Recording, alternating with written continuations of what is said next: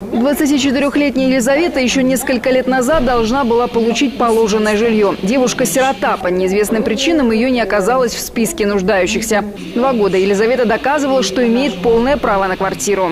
У нее есть решение суда в прошлом году, и в этом году она получит квартиру в городе Курске. Более того, Мурат Зязиков назвал точную дату – 1 декабря 2019 года. Кстати, обещал лично приехать на новоселье к Лизе. Обязательно с каким-то подарком приедем, выпьем чай, пожелаем, осветим комнату, где… Ну и пожелали ей, чтобы она, я так помню, недавно вышла замуж, чтобы много детишек было, чтобы этот дом, жизненное счастье было, чтобы не покидалось. Чтобы, бывает же так, бочком коснется и счастье уходит. А оно, чтобы ей сопутствовалось повсюду, чтобы это счастье.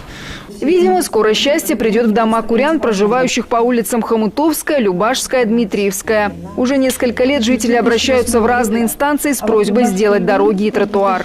Был заказан проект на строительство новых дорог по нашим улицам. Было принято решение весь срезанный асфальт, который будет образовываться от строительства новых дорог, будет пущено как на наши улицы.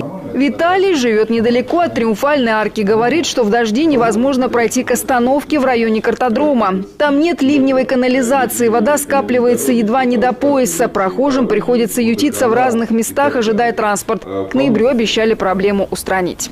Определены сроки исполнения, исполнителей. По предварительным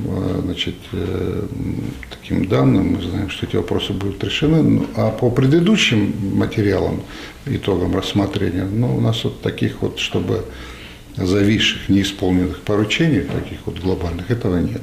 В этом плане, конечно, работа ведется. Я считаю, что и здесь аппарат полномочного представителя срабатывает. Мурат Зязиков признался, что очень любит Курск. Он посещает наш регион уже 6-й раз. Лично контролирует, как исполняются все просьбы жителей.